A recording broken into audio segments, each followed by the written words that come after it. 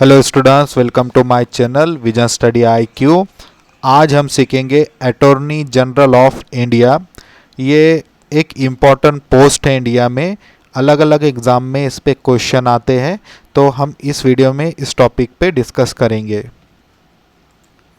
तो attorney general of India ये constitutional post है, ठीक है। तो कॉन्स्टिट्यूशनल पोस्ट है मतलब इसके हमारे कॉन्स्टिट्यूशन में इसके बारे में बताया गया है। तो आर्टिकल 76 में इसके बारे में बताया गया है। Article 76 has provided for office of attorney general for India, ठीक है। तो ये क्या होते हैं अटॉर्नी जनरल की जो पोस्ट है, तो ये highest law officer in country है, हमें याद रखना है। ये इंपॉर्टेंट पॉइंट था, इसलिए मैंने इस तरह से इसको प्रेजेंट किया है। Highest law officer in country, तो वो है हमारे अटॉर्नी जनरल ऑफ इंडिया। इनको कौन अपॉइंट करता है, तो अपॉइंटेड बाय द प्रेसिडेंट।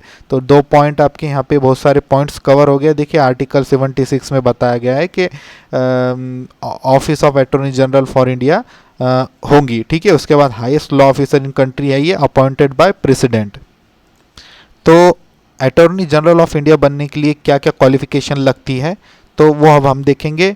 जज ऑफ सुप्रीम कोर्ट, तो मैं ये नहीं कहना चाहता कि जज ऑफ सुप्रीम कोर्ट को बनाया जाता है, तो इसकी मीनिंग आपको याद रखना है कि सेम क्वालिफिकेशन जो सुप्रीम कोर्ट के जज की होती है वो अटॉर्नी जनरल की होनी चाहिए, ठीक है। उसके बाद he must be a citizen of India, तो यहाँ पे देखिए वो भारत का नागरिक होना चाहिए। क्यों, देखिए जितने भी कॉन्स्टिट्यूशनल पोस्ट है तो आपको उसमें ये मस्ट दिखेगा कि he must be a citizen of India, तो वो इंडिया का सिटीजन होना ही चाहिए जितने भी कॉन्स्टिट्यूशनल बॉडी या पोस्ट है। तो मैंने आपको बता दिया कि ये कॉन्स्टिट्यूशनल पोस्ट है, ठीक है। तो इसके लिए ये क्वालिफिकेशन है कि he must be a citizen of India. अगर कोई पोस्ट कॉन्स्टिट्यूशनल नहीं है तो ये उसमें नहीं होगा। जैसे कि RBI का जो गवर्नर है, ठीक है, तो उसके लिए he must be a citizen of India ये कंपलसरी नहीं है। इसके बाद देखिए, इसके बाद की क्वालिफिकेशन, अ जज of some high court for 5 years और an advocate of some high court for 10 years। तो जज होना चाहिए किसी कोर्ट में एटलीस्ट 5 years से, या an advocate of some high court for 10 years, ठीक है।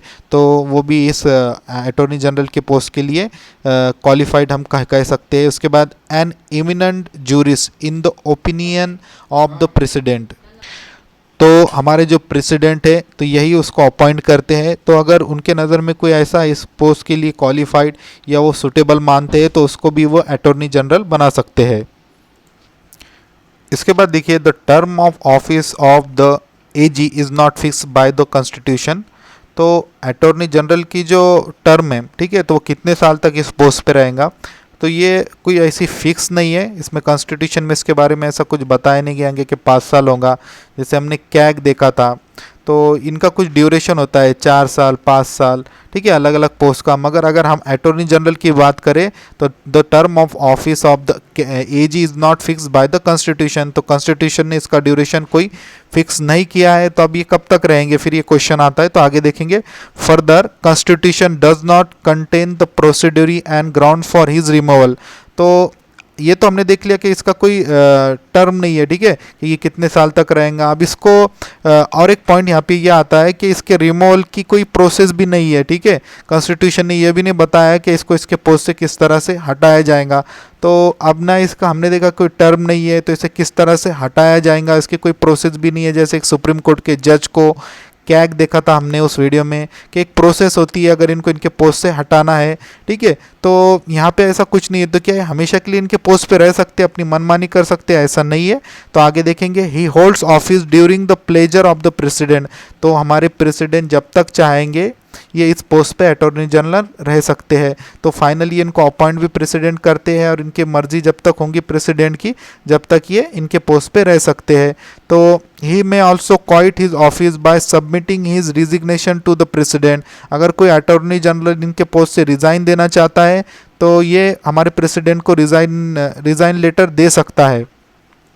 अब इस पॉइंट को देखिए, कन्वेंशनली ये कह रहा है, he resign when the government council of minister resigns or is replace as he is appointed on its advice.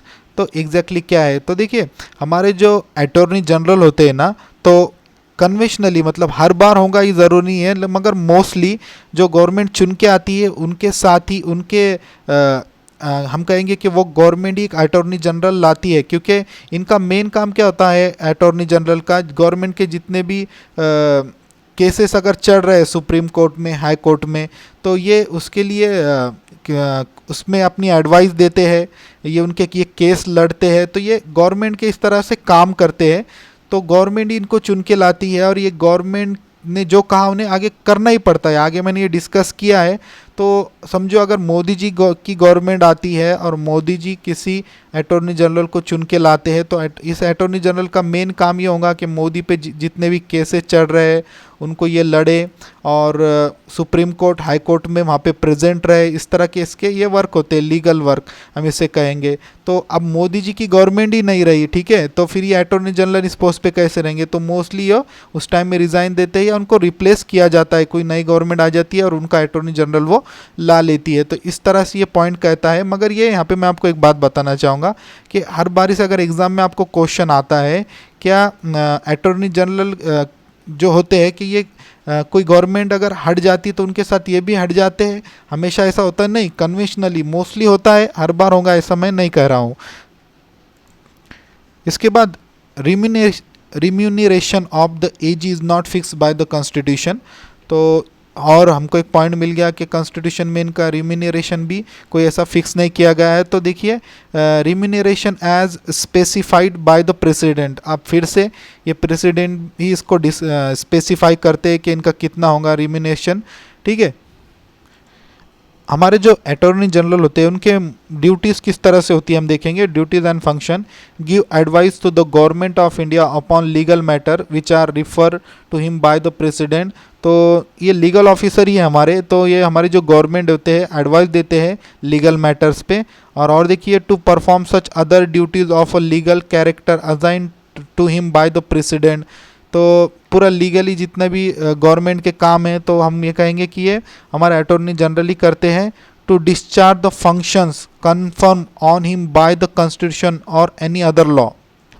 तो अगर हमें इसको शॉर्ट में अगर समझना है तो देखिए हमारे जो अटॉर्नी जनरल होते हैं, मैंने कहा जैसे इनको गवर्नमेंट के साथ ही ये आते हैं, तो इनको गवर्नमेंट के ही काम करना पड़ते हैं। अब ये क्या काम करेंगे? तो ये लीगल इशू से रिलेटेड जितने भी गवर्नमेंट पे केसेस है, समझो मोदी जी पे अगर कोई केस चल रहा है तो मोदी जी के बिहाफ पे वो वहाँ पे प्रेजेंट रहेंगे, वो केस लड़ेंगे, उसकी लीगल प्रोसेस पूरी ये करेंगे। तो इस तरह से ये जितने भी केसेस चलते हैं गवर्नमेंट पे उनको ये देखते हैं, उसको ये लीगली सॉल्व करते हैं। तो हम ऐसा कह सकते हैं। अब हमारे प्रेसिडेंट इनको चुन के लाते हैं। तो देखिए the president has assign the following duties to the attorney general. तो क्या ड्यूटीज़ देते हैं हमारे president? To appear on behalf of government of India in all cases in the SC in which GOI is concern, ठीक है। तो वही मैंने आपको ऑलरेडी अभी थोड़ी देर पहले कहा है कि गवर्नमेंट ऑफ इंडिया के बिहाफ पे ये जितने भी केसेस चल रहे हैं गवर्नमेंट ऑफ इंडिया पे, तो वहाँ पे वो प्रेजेंट रहते हैं, ठीक है। तो वही गवर्नमेंट ऑफ इंडिया के जितने केसेस चालू है, तो गवर्नमेंट ऑफ इंडिया को अगर कोई केस में सुप्रीम कोर्ट या हाई कोर्ट उनको अगर कोई वार्निंग देता है कि गवर्नमेंट ऑफ इंडिया ने ये गलत किया, इस तरह से अगर सुप्रीम कोर्ट के जज कहते हैं, हम पेपर में पढ़ा होगा कि गवर्नमेंट ऑफ इंडिया को फटकारा गया है सुप्रीम कोर्ट के ज़रिए, तो उस टाइम में वहाँ पे अटॉर्नी जनरल प्रेजेंट होते हैं। तो किसके भी आप पे? गवर्नमेंट ऑफ इंडिया के। तो यही ये इनका जो काम है अटॉर्नी जनरल का, तो गवर्नमेंट ऑफ इंडिया के आजू बाजू ही पूरा ये घूमता है। तो ये पॉइंट देखिए आप, to appear when require by the government of India in any high court in any case in which government of India is concern. तो गवर्नमेंट ऑफ इंडिया पे अगर कोई केस चल रहा है तो गवर्नमेंट ऑफ इंडिया के बिहाफ पे उनको वहाँ पे प्रेजेंट रहना पड़ता है कोर्ट में, ठीक है। तो सेम इनका पूरा इनके पीछे यही काम लगा है कि जितने भी केसेस चल रहे हैं, जितने भी लीगल इश्यूज़ है गवर्नमेंट ऑफ इंडिया के, इनको ये अपने हिसाब से सॉल्व करना पड़ता है, मैनेज करना पड़ता है। इसलिए इनको फर्स्ट लीगल ऑफिसर कहा गया है, इनको हाईएस्ट लॉ ऑफिसर कहा गया है कंट्री का, क्योंकि ये लॉ से रिलेटेड जितने भी इश्यूज़ हैं गवर्नमेंट ऑफ इंडिया के, इनको सॉल्व करना पड़ता है, मैनेज करना पड़ता है। इसके बाद has right to audience in all courts in the territory of India. India के अंदर जितने भी हम कहेंगे कोर्ट्स है, तो वहाँ पे एज ऑडियंस वहाँ जाकर बैठ सकते हैं, उस केस को सुन सकते हैं, तो इनको इस पर कोई रोक टोक नहीं है, ठीक है। तो ये इनका हम कहेंगे एक राइट्स है। इसके बाद राइट टू स्पीक, ठीक है, इनको बोलने का हक है, और to take part in the proceedings of both the houses of parliament. तो both the houses of parliament में ये स्पीक कर सकते हैं, उसमें पार्ट ले सकते हैं, ठीक है। और देयर जॉइंट सिटिंग जो होती है ना, उसमें भी ये जा सकते हैं, वहाँ पे भी स्पीक कर सकते हैं, और any committee of the parliament, ठीक है। तो ये इनको राइट्स दिए गए हैं। मगर यहाँ पे देखिए विदाउट राइट टू वोट, वहाँ जाके वो स्पीक कर सकते हैं, पार्लियामेंट के दोनों हाउस में पार्टिसिपेट कर सकते हैं, ठीक है, अपनी राय रख सकते हैं, मगर वो वहाँ पे वोटिंग नहीं कर सकते। तो हमें ये याद रखना है कि विदाउट वोटिंग वो स्पीक कर सकते हैं, उसमें पार्ट ले सकते हैं, अपनी राय दे सकते हैं, जाकर वहाँ पर बैठ सकते हैं, मगर वोटिंग नहीं कर सकते। इनको दिए गए देखिए all privileges immunity that are available to MP, MP को जितने भी प्रिविलेजेस इम्यूनिटी दी जाती है सेम इनको भी वो मिलती है। तो हमने देख लिया कि इनको कई राइट्स अधिकार दिए गए हैं। तो अब कुछ लिमिटेशन भी है हमारे अटॉर्नी जनरल पे। ही should not advise or hold brief against the GOI, ठीक है। तो वही देखिए ये सारे पॉइंट एक ही बात हमको बताते हैं। देखिए he should not advise or hold brief in case in which he is called upon to advise or appear for the GOI. उसके बाद he should not defend accused person in criminal prosecution without the permission of GOI. He should not accept appointment as a director in any company or corporation without the permission of GOI. तो ये काम किसके लिए कर रहे हैं कि government of India के लिए काम कर रहे हैं ना। तो वही इस पॉइंट में बताया गया है सारे इसमें कि अगर गवर्नमेंट ऑफ इंडिया पे कोई केस चल रहा है, ठीक है, तो उस जिसके अगेंस्ट है वो, ये तो गवर्नमेंट ऑफ इंडिया की तरफ से, तो उसको वो एडवाइस नहीं दे सकते सामने वाली पार्टी को, ठीक है। इनको गवर्नमेंट ऑफ इंडिया की तरफ से ही काम करना है। अगर गवर्नमेंट ऑफ इंडिया गलत भी है तो ये ऐसा नहीं कर सकते कि किसी और पार्टी को ये सपोर्ट करे, ठीक है। इनको पूरा काम गवर्नमेंट ऑफ इंडिया के लिए ही करना है। तो ये क्या देखिए he should not defend accused person in criminal prosecution without the permission of GOI, ठीक है। तो ये क्रिमिनल प्रोसिक्यूशन में किसी को डिफेंड नहीं कर सकते एक्यूज पर्सन को without permission of GOI. He should not accept appointment as a director in any company or corporation without the permission of GOI, ठीक है। एज अ डायरेक्टर भी नहीं बन सकते कोई भी company or corporation without the permission of GOI, government of India. इसके बाद he is not a full time counsel for government. तो हमारे जो अटॉर्नी जनरल है ये देखिए गवर्नमेंट ऑफ इंडिया के लिए फुल टाइम काम नहीं करते ये, क्योंकि हमने देखा कि प्रेसिडेंट इनको अपॉइंट करते हैं। इनकी सैलरी के बारे में भी कुछ मेंशन नहीं है हमारे कॉन्स्टिट्यूशन में। तो ये क्या कहेंगे कि फुल टाइम काउंसिल नहीं करते गवर्नमेंट ऑफ इंडिया को। He does not fall in the category of government servant, ठीक है। तो ये गवर्नमेंट सर्वेंट हम इन्हें नहीं कहेंगे, क्योंकि जब चाहे हमारे प्रेसिडेंट उनको उनके पोस्ट से हटा सकते हैं, जब चाहे उनको इस पोस्ट पे ला सकते हैं, उनकी सैलरी भी प्रेसिडेंट ही देते हैं। तो इस तरह से ये एक गवर्नमेंट सर्वेंट हम नहीं कहेंगे, ठीक है। तो further he is not debarred from private और लीगल प्रैक्टिस। तो ये अपनी प्राइवेट और लीगल प्रैक्टिस बिल्कुल कर सकते हैं, ठीक है, क्योंकि ये गवर्नमेंट सर्वेंट नहीं। अगर गवर्नमेंट सर्वेंट होते तो शायद उनको इससे डिबार्ड किया जाता, मगर यहाँ पे क्या कह रहे हैं ही इज़ नॉट डिबार्ड, तो उन्हें नहीं रोका जाएगा। उनके प्राइवेट और लीगल प्रैक्टिस ये बिल्कुल कर सकते हैं, ठीक है। और ये गवर्नमेंट सर्वेंट तो नहीं है, तो बिल्कुल ये कर सकते हैं ये प्रैक्टिस। तो हमने एजी देख लिया अटॉर्नी जनरल ऑफ इंडिया। तो उसके साथ देखिए एक नाम आता है सॉलिसिटर जनरल ऑफ इंडिया। तो क्या है ये सॉलिसिटर जनरल, तो वो हम देखेंगे।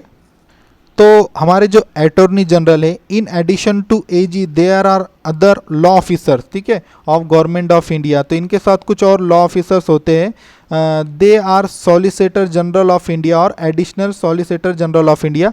तो इनके साथ अटॉर्नी जनरल के साथ ये होते हैं, they assist attorney general in fulfilment of his official responsibilities. तो हेल्प करते हैं इनकी जो भी ऑफिशियल रिस्पॉन्सिबिलिटी है हमारे अटॉर्नी जनरल को, उसको पूरा करने के लिए। Only office of AG is created by constitution of India.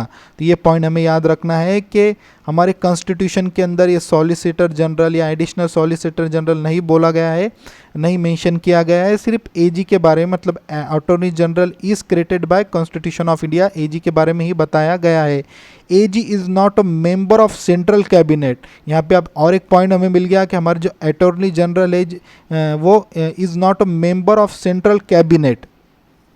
Same देखिए, only office of AG is created by constitution of India. तो हमें याद रखना है कि सॉलिसिटर जनरल या एडिशनल सॉलिसिटर जनरल कॉन्स्टिट्यूशन में ये मेंशन नहीं किया गया है ये पोस्ट। तो आर्टिकल 76 डज नॉट मेंशन, क्या क्या मेंशन नहीं करता है, सॉलिसिटर जनरल या एडिशनल सॉलिसिटर जनरल के बारे में मेंशन नहीं करता ये।